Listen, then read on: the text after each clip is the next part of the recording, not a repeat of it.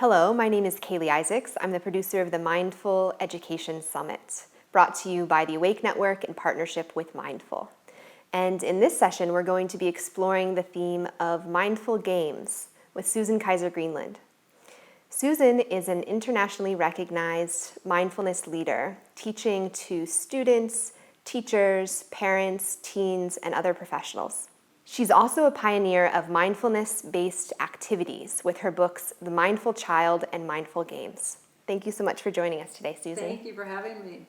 So you've been involved with teaching mindfulness in what many consider to be a very accessible, easy-to-learn way to both adults and kids for quite a long time. Can you tell us a little bit about your background teaching to children and how you got involved with that? Sure. I got involved with teaching kids with my own kids. They're grown now. They're 27 and 24. But when my littlest one was around 3 or so, he noticed that I would meditate in the bedroom upstairs right next to where he was sleeping. And I used to get up at 5:30 in the morning because I was a lawyer at the time. And I'd get up at 5:30 and go in there and sit. And my son noticed and started toddling in, and then he would come in, sit down as if he was meditating, and then very quickly just tip over and fall asleep with his head on my lap. So I thought, he's a natural born meditator, you know. And at that time, there were no cushions for kids. There was nothing for kids. So I got a pillow, and I got a rubber duck, and I got a rubber frog, and I would set it up for him when I would go in to meditate. And sure enough, almost every morning, without me ever saying a word, he would toddle in and then sit down and stare at the rubber duck for a while or stare at the rubber frog and then go back to sleep. At the time, I didn't know much about attachment theory and healthy parent-child attachment, and I was convinced that he was just a natural-born meditator, which he might be because even now at 24, he still meditates. But I think also an awful lot of it was, you know, I was a busy mom, I was a working mom, and this was one place he had some alone time with me, so on some level he could just kind of get his schedule tuned to that and come join me. So that's how I started. And then I was a lawyer, and lawyers generally do pro bono work.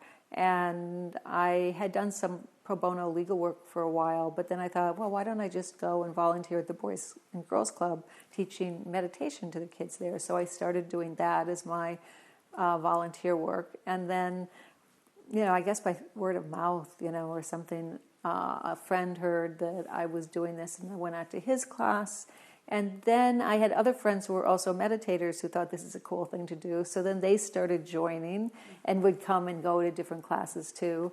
And so at that time, which was in around 2000, I think, my husband and I started a very small little nonprofit called Inner Kids. And we were all volunteering our time, but we needed a little money for insurance, for cushions, for toys, for books, for that kind of thing. And so we did that for a while. And then after my first book came out, about 10 years after that, we kind of wound that foundation down, and I shifted more into training teachers and training parents. So that's kind of my origin story. Mm-hmm. What do you think that mindfulness has to offer to children and teachers? Oh, wow. You know, it's life-changing, and I'm not somebody who uses that word lightly. It gives you a way and some sense of hope that you can tap into a steady, deep, enduring sense of peace inside. And it's always there for absolutely everybody, but we get out of line with it. We get out of touch with it because we get so busy with our days, our hectic days, and a lot of mental chatter. So through mindfulness and meditation, you get a sense of a worldview that is more expansive, less about me and a lot more about us. And you get some very specific tools that help you self-regulate and self-soothe. So one of the great things about classical mindfulness training is the idea of learning to self-regulate and self-soothe is certainly to help yourself, but it's also to help other people. It's so much more than just another achievement activity. Mm-hmm. So from your many years working on mindfulness and education, what do you think is important for us to understand about how to skillfully bring mindfulness to students in schools? Well, it's always the adult first. So mindful teacher, mindful student, mindful parent, mindful child. Really the true, the strongest teaching comes through modeling. So if we can get teachers to practice a little bit themselves, then everything else will flow naturally. One of the things that I have really found in all of my years now of going into schools is that there are teachers who are resistant to this, and no wonder. Look at the kind of pressures we put teachers under and how many different in-service days they get that they say, okay, we're going to take this whole new program, you need to add it on to your day and just go with it without a lot of support. And then the next year it's something new. And so they don't have this consistency of in-service training over one topic. And as a result, they start to think, this is just too much to be asking of me. But mindfulness can be delivered in a very different way. Mindfulness can be delivered in a way that you can just drop the mindful practice into what you're already doing. And I think I was talking about resistant teachers. That's how I got on this train of thought. When I go into schools and I meet teachers who are resistant, very often they are long-time classroom teachers, some of the very best around. And instead of my trying to sell them on mindfulness, I ask if I can observe in their classroom. And then I'll just watch for a while and then afterwards have a conversation. I have never been in a situation where I haven't seen a successful classroom teacher use strategies that we would call mindful strategies.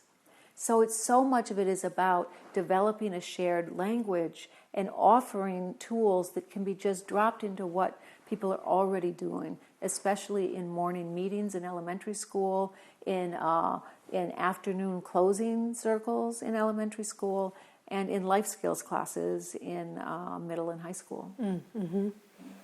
And you're well known for your most recent book, Mindful Games. And I'm wondering how you came to this approach of approaching mindfulness through games and play. Well, even with the first book, there was a sequence that we've always used with the Inner Kids model, and that's play, practice, share, and apply. And the play has always been important because anytime you're with kids, if this isn't fun for them, then it's not going to work, and it certainly won't stick. So you have to have some kind of play. But the play is important for another reason that is, from a mindfulness perspective, practical, but not as practical from a buy-in standpoint, which is if you've had a little bit of play first, if you've had a little bit of fun and you're more relaxed, when you actually sit and look inside, you have a more expansive perspective. And if you are all worked up or if you're tight and concentrating and then start looking inside, you bring an element of tension and of concentrating the mind that is not as helpful as a more relaxed, expansive way of relating to your mind and body. So play has a way of kind of getting you into a more relaxed and expansive headset. And from there, all else can follow. And then as a practice, which is an inner practice, usually some sort of introspection, and then sharing, talking about it, which I think that anyone who's bringing introspection into their classroom, we do have an ethical obligation to these kids to have at least a brief check-in after we ask them to look inside, because it's not like adults. I mean, kids are usually not asking to do this in the first instance, and as you know, as an adult, feelings bubble up sometimes. So you can have a quick check-in. It can just be 1 or 2 words: how are you doing, what happened? And then if something bubbles up that's painful, you know that while this may not be the moment to bring it up in the whole classroom, you can circle around and talk to the child independently and get help if that makes sense. So it's play, practice, share, and the sharing is that check-in. And then apply is also really important. The application is really, how does this help in real life?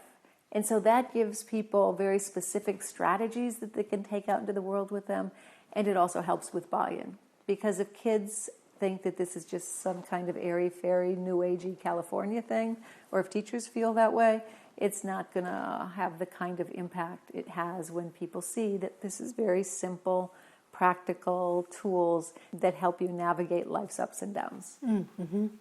Previously, you spoke about this issue of so many demands being placed on teachers and them already having quite a full schedule and a lot to fit into the curriculum. How would you approach that for a teacher that might be watching that is interested in integrating more mindfulness into their classroom but just doesn't feel that they have the space to add one more thing to the mix? Yeah, well, the first thing I would say to them is, I feel you. I totally get it. And that's not just the case with teachers, it's the case with clinicians and with parents. I mean, we all have so much on our plates, and it's a busy, hectic life. But what I would say is I would encourage the teacher to reframe it a little bit and reframe this to think of something that is actually going to help them feel better, something that through their playing these games with kids in the classroom, it's going to give everybody a little bit of a mental break, not just the kids. So that more playful, more experiential, and this wonderful circle that emerges of co-teaching and co-learning, that really happens in mindful games that I'm sure happens in all kinds of teaching, but there's something about it that's very alive with mindful games. Mm-hmm. So the structure of mindful games that you present in your book and also in the accompanying activity cards is you present 5 sort of life skills that can be cultivated through these practices. Yeah. Could you give us a look at that general model, and maybe we can dive in a little bit to each of those 5 skills? Sure, that would be great. And I have a card here that shows a picture of it. So these are the life skills, and there are 5 of them with focusing at the center. And if you'll notice, focusing, that icon, I guess is what we would call it, is a little bit bigger than the other ones. And that's because focusing is so very important through mindfulness and through everything. And focusing is also necessary for these other life skills to really take hold. So you've got focusing, and then you have quieting. And quieting are really calming games that help calm an overly heightened nervous system. And then once you're quiet, then you're able to see what's happening in and around you more clearly. Really tough to see clearly if your nervous system is all ratcheted up. And then from seeing, we go to reframing, because everybody has biases, not just kids. And some of the biases are helpful, some of them not so much, but it is helpful to be able to have a broader perspective and reframe some. And then we always reframe toward caring and connecting, remembering that caring and connecting isn't just caring and connecting with other people, which is what we tend to think, right? It's caring and connecting to yourself. And so that's it. It's focusing, quieting, seeing, reframing, caring, and connecting. Mm-hmm. And before we go into the specifics, would you share with me just a little bit of your perspective of this sort of general approach of these being 5 skills that can be trained, and a little bit of sort of where they came from and what they might be able to offer to kids and their caretakers? You know, for centuries, there have been contemplatives who have practiced in traditions around the globe. And they've come up with a certain set of time-tested practices that actually do develop certain life skills. And now, especially in the last 30 years, Western science has started to take a closer look at these practices and affirm and reaffirm things that contemplatives have known for centuries. And these life skills really come out of that. Focusing, one of the things that's great about focusing in connection with contemplative practice is that the contemplatives have figured out different types of practices that actually emphasize and develop different ways of paying attention. And we can really use those for kids, right? Because if you think focusing, it's not just one thing. So we'll talk more about that when we break down focusing a little bit more. But so that's focusing. Quieting, the same thing.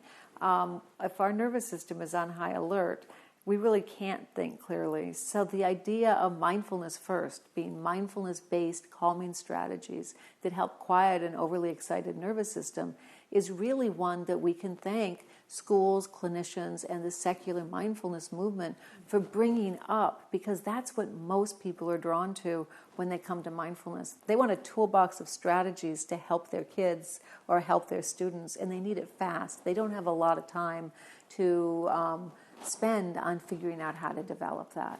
So that's the quieting.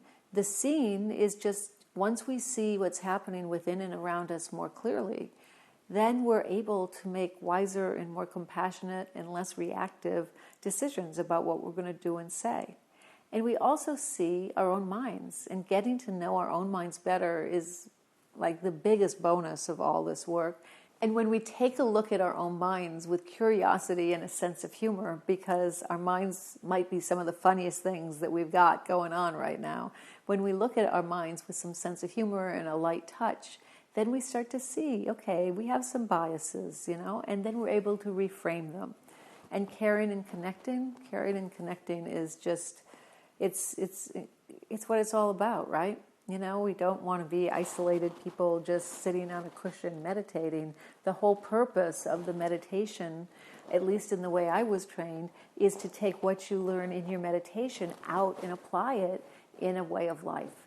So the way of life is caring and connecting. But the real important point is that when we train kids, at least the generation I came out of, and often it's still happening now, we talk to kids a lot about caring and connecting, but it's always other people. It's you have to be nice to him, be kind to that person, the golden rule, do unto others as you would like to have done to you. And all of that is very important. But there's a big piece kept out of the mix, which is taking care of yourself, connecting with yourself, getting to know yourself better. And especially for teachers. Teachers and clinicians, school clinicians, may be the group of people that I have spent the most time with who just really, really don't put themselves first. They will do anything. We were talking about this before, the amount of money that teachers spend out of their own pocket on classroom supplies. They'll just do it because they want what's best for their classroom. They want what's best for their student. So mindfulness, if it's good for the kids, all right, I'll do it. I'll take the class, I'll sign up for the workshop. If this is going to help the kids I'm with, I'm in. Mindfulness, if it's good for me, well, it's a nice idea, but I don't have time. So trying to reframe that so that we understand that we can't really take care of other people if we don't take care of ourselves. We can't really do that. But by taking care of ourselves, we're actually taking care of other people. And taking care of other people, we're actually taking care of ourselves. And once we understand that, then this whole, again, wonderful circle of co-teaching and co-learning and co-caring and co-connecting and co-regulating, just it emerges naturally, and it's really quite beautiful to watch. Mm-hmm. So if I understand correctly, there's sort of 3 phases to this approach, where you're starting with settling and focusing, and then that moves to sort of reframing and working with emotions, and then that moves into the way that we act with ourselves and others in the world. That's right. And sometimes we don't need the settling part. Sometimes we're settled already, and then you don't have to do that, and then you can go straight into the really seeing and reframing. Sometimes we don't need it, but I think that the way that the kids right now are under so much pressure, and the teachers are under so much pressure, the need for self-regulation tools that are bigger than just a timeout, that are bigger than just stop and count to 10, is greater than ever before. Because it's not just practical tools people need. Infused in those tools needs to be a worldview. And a worldview that is a hopeful one, and a worldview that is about connection and kindness, and that this is not a zero-sum game, and there's plenty to go around. And so generosity and appreciation, and if we can incorporate that into our calming tools, then everything shifts. It's just, the perspectives just go wide open, and you start to see beautiful things happen in the classroom between the kids and between the teachers and kids and teachers and other teachers and the teachers and parents. Everybody sees everybody, with a little more softness and a little more understanding. Mm-hmm. So the first skill, what is the word that you use for it? Oh, focusing? Is it focusing, or did you start with... Quieting. Yeah. Okay. Well, quieting, that's what we were talking about with quieting is a mindfulness first strategy, because when we see our children or our students, or when we ourselves are all kind of jacked up, then we can't really get anywhere. So maybe the best and the easiest mindfulness first kind of calming strategy is just an understanding that a slight emphasis on the out breath has a way of settling us down. There's two branches of our nervous system that are relevant to this conversation. One is fight, flight, or fight, flight, freeze, or forget it. Anyone who is a high school teacher and has seen this might say that forget it has a different F word on it, and so that's really just somebody shutting down because they've got way too much stimulation that they can't handle. Or fight or flight, which is when we get so worked up that it's more stimulation than we can handle.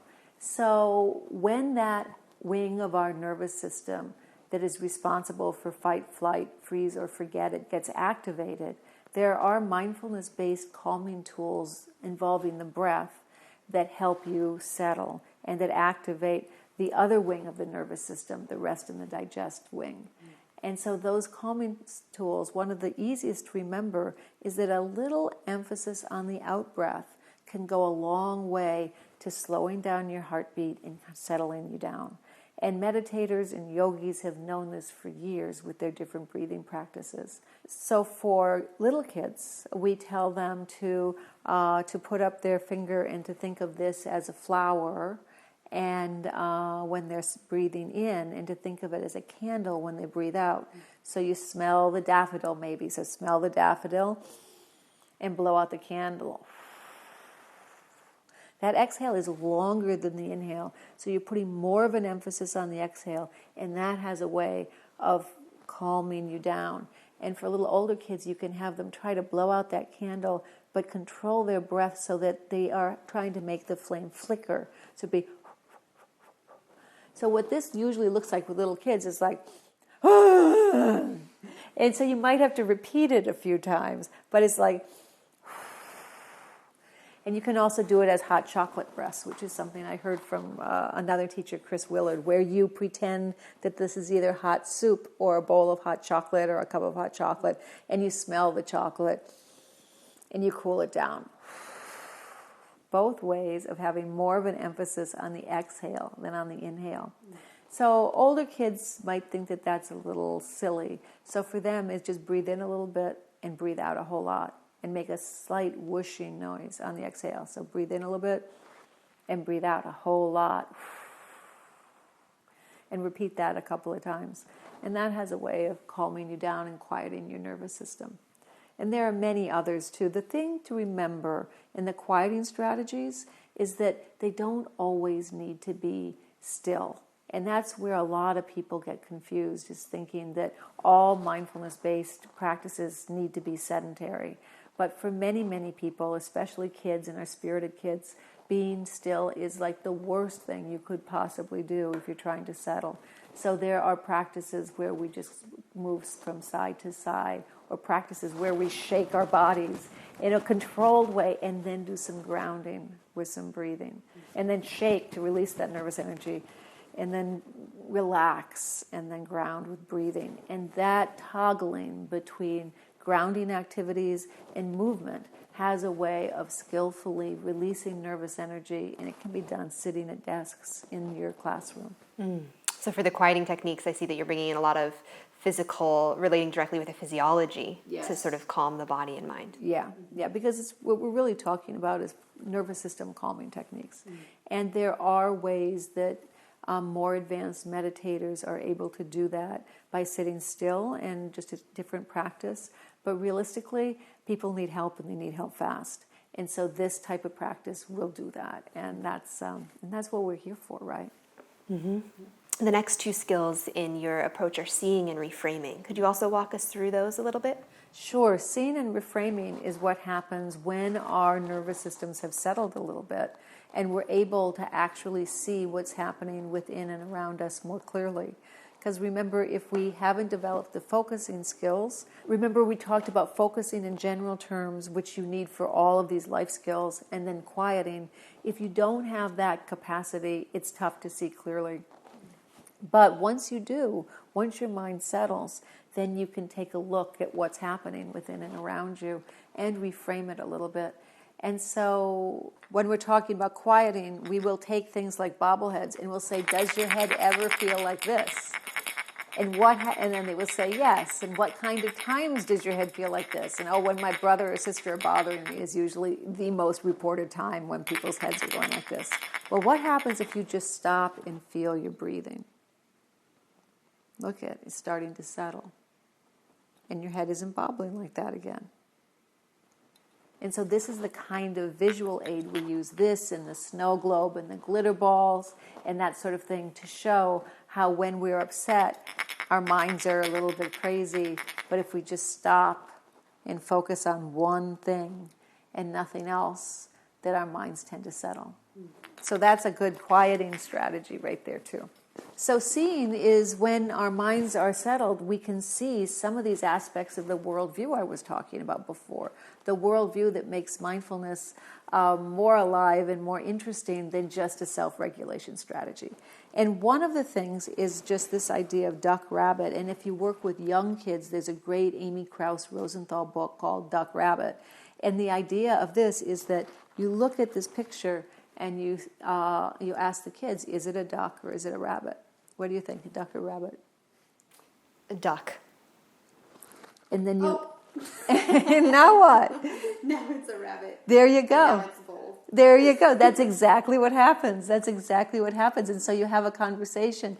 If somebody says it's a duck, are they right or wrong? If they say it's a rabbit, are they right or wrong? Can things be more than one thing at the same time? So that's why this is a powerful game. There's also one that isn't in the activity cards, but I use, and I can send you the slide if you want. It's I've got this wonderful illustrator I work with. Her name's Lindsay DuPont, and she's drawn a lot of birds for my program. So this is a picture of two birds looking at a number, and one bird is on this side, the other bird is on this side, and this bird sees it and it looks like a 6, and this bird sees it and it looks like a 9. And you see the little thought bubbles, 6 and 9 in their head. So it's another great way of something common that kids really do know and can see, and then see, oh wow, if you're looking at it from this angle, it does look like a 6. It doesn't look like a 9, but it looks completely different from the other angle. Mm-hmm. So those kind of really specific tools are great jumping off points for how different people have different opinions and how we can't ever really know all of the causes and all of the conditions that lead up to absolutely every moment. So we just have to make the best guess we can and kind of let the music play out. And so it helps us have a more realistic sense of what we know, what we don't know, what we can know, and how not everything is exactly the same to absolutely everybody. It kind of depends on your perspective and where you're sitting. The other part of reframing that is really important is this notion of appreciation, because we talk about a negativity bias that we're born with. And the idea of a negativity bias is basically that as a survival mechanism, we're wired to pay more attention to the negative input that comes in than the positive. And a great example of that is just think of a time that you went to a party, for example, and you had overall a really great time. But at that party, let's say it's a family event, one of your uncles started saying something about one of your kids, or one of your uncles started saying something about you that you didn't particularly like. When you get home, what's going to be on your mind? You're not going to be thinking about all these great things that happened at the party. You're going to be focused on weird Uncle Harry, right? So that's an example of the negativity bias. It's something we're born with. From a survival standpoint, it makes a lot of sense because we want to be paying more attention to news that could be dangerous to us. And it really worked well when we were hunters and gatherers. It still works very well right now in situations that are truly dangerous. Unfortunately, it's seeped into the lens that we use when we look at life. So we have a lot of games that are appreciation games, that are reframing games, and where we acknowledge a child's feelings when they're upset about something, but then we ask them, are there other good things happening too? And this is a game I learned from one of my very first meditation teachers. Her name was Yvonne Rand. And it was just 3 good things. And I used it all the time when my kids were young. If somebody was upset about something, if they had lost their balloon, for example, you'd say, oh man, pal, I'm sorry. You acknowledge the feeling. You don't ever sweep the feeling under the rug. But then you say something like, oh man, I'm so sorry, buddy, but let's think, are there good things happening right now too? Oh yeah, we're having macaroni and cheese for lunch. That's your very favorite thing. Oh yeah, you've got a play date this afternoon. Oh yeah, and you come up with 3 things. And it's a way of not denying anybody's feelings, but also emphasizing the positive. And this is another game we're going to play right now, which I like to call the whining game. But it's called Life is Good, and the kids absolutely love this. It's with a ball. You can either throw it or sit on the floor and roll the ball to each other. That's a more controlled way of playing it. But this we can do just a couple of us. So I would say something that I'm like annoyed about right now, and then I end it by throwing the ball and saying, "But life is good." So, traffic was really bad today in LA, but life is good. I've been wanting to clear my throat for the last 3 minutes, but life is good. I like that one. And so you get the idea, and you go back and forth, throwing the ball back and forth, and people start recognizing the commonality of the frustrations that we all have. And then at the same time, you have some fun while you're doing it, and you are able to reframe things. And they're just regular, easy reminders to put in that life is good. Even when things look a little rotten. So there's another one that's a variation of this game called Still I Feel Lucky. So and it's more for as kids get older and they need a little bit more. So it would be something like, traffic was really bad today, but still I feel lucky that I made it here to see you. My shoes are slightly too small, but still I feel glad that we're able to speak right now. Excellent. So that's how that one works. And then if you're in a circle, you can go around a circle. And so that's another good reframing game, to reframe toward appreciation without pretending that whatever is upsetting the child or the adult is not important. So the next 2 skills that you discussed in your approach are caring and connecting. Could we explore that as well? Yes, caring and connecting are 2 skills that are so much fun for kids and for parents. And I know you also talked to Dan Siegel in this program, and he talks a lot in his writing about the importance of being attuned and what I would call connected, and he talks about being attuned not just to other people, but also to yourself. So the idea of caring and connecting is being more in touch with yourself, more aware of your own habits of mind, and also caring and connecting for other people. And as I mentioned before, teachers have got the caring and connecting with other people down in spades, but they very, very often don't do that so much for themselves. So there are a number of different self-care type practices that you can drop into what you're doing in your classroom, either without the kids even knowing it, or you can tell them what you're doing as a modeling practice. So I know we're in the section about caring and connecting, but the snow globe is also something we talked a little bit about in the section on quieting. And one of the ways that we can help ourselves calm down while modeling this for our kids or for our students is by picking up the snow globe. This just happens to be a Christmas one that I have around, but you can have all kinds of snow globes that can have anything in there from pretty architectural elements, like I've seen them with the Eiffel Tower, or some are just plain with nothing in them at all. But the idea of this is if you're all upset, maybe the kids are fine, but you're all worked up and you notice it because you've developed some inner awareness, right? Through the practice of mindful awareness, we start to notice, okay, I'm starting to feel in my body the kind of things that I know I start to feel when I'm starting to get agitated. And one of the basic lessons of mindfulness and awareness is that minds change bodies and bodies change minds. So how am I going to try to settle these butterflies in my stomach or this feeling of anger that's coming up? I don't think I'm going to be able to do it in my body right now, but maybe I can do it in my mind. So You're not going to tell all this to the students, but you still have a classroom of students sitting right there, and you can feel yourself starting to get worked up. So you can say something like, this is what my mind feels like right now. Look, now do you think I can see clearly? No, I can't, because all of the snow is in there, and I can't really see through to the other side. But can you help me? Let's all together put one hand on our tummies, watch the snow, and feel the breathing. Keep your eyes on the snow. Relax your shoulders if they're tense. See what happens. Look at all of that snow is settling. Can you see through now? You can see clearly. Now there's a couple of things I want to tell you about this though. You see that snow? It's beautiful, right? I mean, it's absolutely beautiful. Often we think that the stress or the strain or the thoughts or the emotions that get in our way so we can't see clearly, we think these are bad and we try to get rid of thoughts, and thoughts are no good and we just want to clear our mind.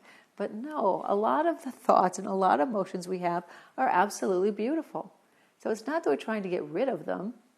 It's just that we're learning this strategy that if we just focus on one thing and nothing else, the feeling of breathing, or watching the snowfall, that has a way of calming our minds and bodies. That's that quieting strategy, so that we can see clearly. And then here's my last question for you. Did the snow go away? I wish I could tell you that mindfulness would get rid of all of the stress and strain in our lives, but it doesn't. The snow is still down there at the bottom, but it does give us a way to handle the ups and downs of daily life and still go about our day and feel more calm and see clearly. So this is one way that not only we can use the quieting strategy we talked about. I mean, this used almost all the strategies. Focusing, you were focusing on one thing and nothing else. Quieting, the nervous system regulation piece, and then seeing clearly, right? And also a little bit of reframing. So you've got a lot of those things. And then when we get to now, caring and connecting, when you use this with the kids in this way, you're really exercising self-care. You're noticing you're starting to get riled up, and you pause, you practice mindfulness, and then that's a beautiful way of exercising self-care. So this is a great exercise for almost all of the life skills. I think that's such a beautiful exercise, and I was particularly struck by you explaining the beauty of the snow. Thank you. That I think is a very important beat, and I'll tell you why. Especially in schools where we don't have a lot of time to teach a lot of the themes and the universal concepts that underlie this material, one of the first misunderstandings that happen is this idea that mindfulness and meditation is about getting rid of thoughts, and that is very easily translated into thoughts are bad. So when we can talk about the snow being our thoughts and emotion, and look at how beautiful they are, but still, even beautiful thoughts and emotions can sometimes cloud our judgment. So we still use these tools to allow them to settle, but we're not getting rid of them. They're still down there. So we're not getting rid of anything. We don't need to interfere with anything. All we need to do is give it a whole lot of space to settle. When you get to caring and connecting and kindness and reframing, you're getting into a lot of these universal themes that are really woven through mindfulness and meditation. And in the back of the book, the Mindful Games book, or on my website, there's a table of universal themes.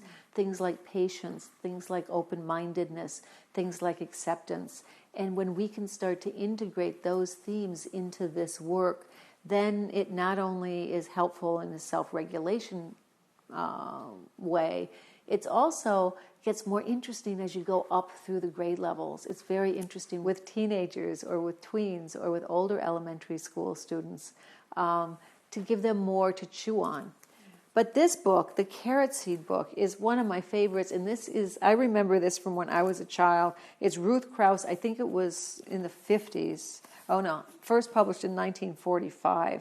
And it is an amazing story about planting a seed, watching it grow, and about building wise confidence.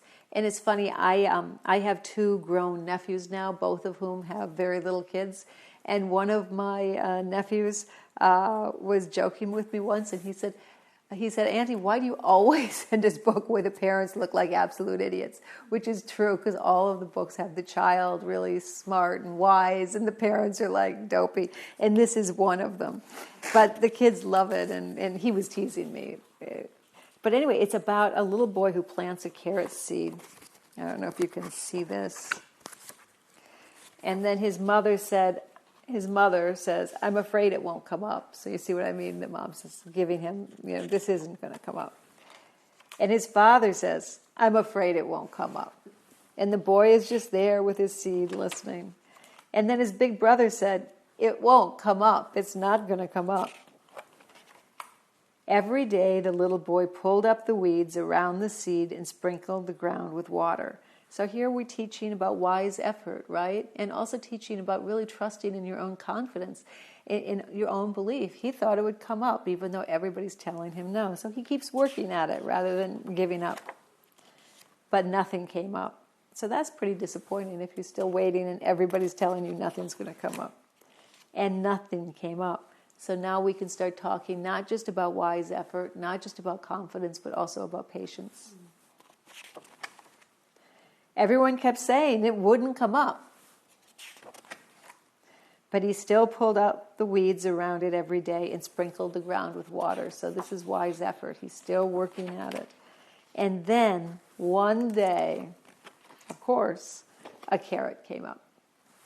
So his effort and his persistence and his patience all paid off, just as the little boy had known it would.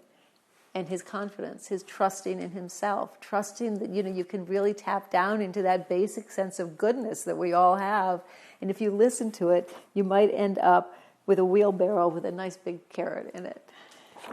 So these are the kind of classic children's books that do not hit mindfulness on the head, that aren't really just all about be mindful, be mindful, be mindful, that do teach these universal themes that run through the practice and that are reinforced and developed through these very simple mindful games. Mm-hmm. So I love using children's books for these kind of things. Mm-hmm.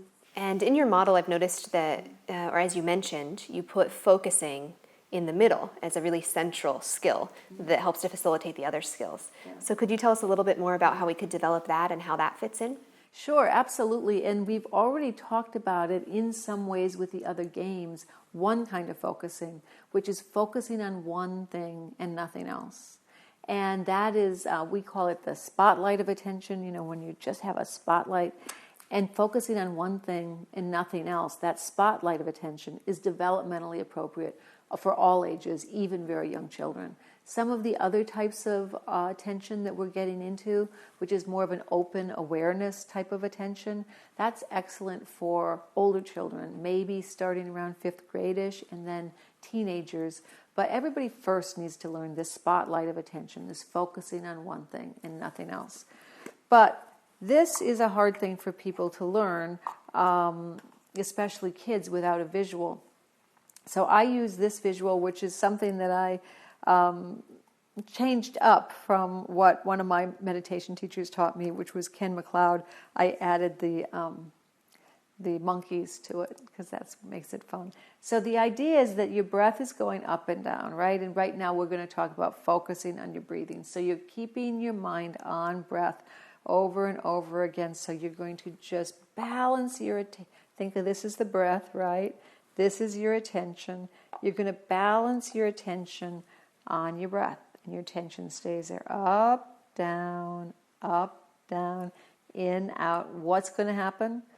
Every time, you're going to get distracted, right? We all do. Even the most serious meditators get distracted. When you do, your attention falls off. And then you start thinking, right? So let's pretend you would just practice. I know that you're a meditator and have meditated for a long time. So tell me a couple of the thoughts that come to your mind when you meditate. What's the first one? I wonder how much time is left. Wonder how. So is that about the past, the present, or the future? Future. Future. Give me another thought. I wonder why that person said that thing earlier today. Past, present, or future? Past. And then if you really are in a group, you can ask the other kids, how many of you have felt this way? And then they'll get a lot of hands so that the people who are sharing don't feel all alone if they're sharing feelings that are difficult. How about something else? My shoulder hurts. Your shoulder hurts. How many people here have ever had their shoulders hurt? Past, present, or future? Present? Yeah. Something else. I'm hungry. I'm hungry. Past, present, future? Present and future. How many people are hungry? And then the kids will raise their hand. All right, so then you notice, oh, look, I've got a chain of monkeys. I've been thinking. That is a moment of mindful awareness. That's when you congratulate yourself because you know where your mind is, right? So then what do? We drop the monkeys and we start over again. It's always a chance to begin again when you get lost in your thoughts. Here's your breath. Balance your breath on your breathing. What's going to happen? And pretty soon the kids are going to say that your tension's going to fall off. Then you find yourself thinking. So you go through again. Here are some of the things. I'm really looking forward to the game today. I feel a little sick to my stomach. I'm scared about the math test. I'm annoyed with my little sister. The number of times we get those is kind of crazy. And then another, and then before you know it, I noticed I'm thinking. The moment you notice you're thinking, what is that? It's a moment of Mindful awareness. Mindful awareness. So you congratulate yourself, you drop the monkeys, and you start all over again. I love that. Isn't that fun? Yeah, as someone, as you mentioned, who has meditated for a while, it's so interesting to see these things visually described. Yeah. I think it would definitely be helpful for adults as well. Yeah. And thank you for saying that. When you say it's definitely helpful for adults as well, the number of adults who have told me that they came to mindful games for their kids or their teachers and they did it for their classrooms, but they had tried formal mindfulness practice many, many times and they just didn't get the hang of it for whatever reason. But these simple games and these simple themes, that allowed them to make a little bit of shift and start to understand it and start to feel it. And I think it goes back to what we were talking about at the very beginning. Play, practice, share, apply. The more we have play here, the more fun it is, the more lighthearted it is, the less serious it seems. It just completely breaks open our mind in a way when we actually go into the introspective practice. That it's just that open spaciousness we talk about is more accessible. But if you go into these practices, like feeling like, oh, it's hard work and I gotta grind it out and that kind of stuff, it's hard to access that open spaciousness. So play is so important. Mm-hmm. Well, thank you so much, Susan. It's been a pleasure hearing about this and speaking with you today. Such a skillful, kind approach to introducing mindfulness and meditation. Thank you. Thank you for coming. It's good to meet you. Yeah. And for the audience, make sure to check out the links below. We'll have links to Susan's books as well as her website so you can learn more. Take care.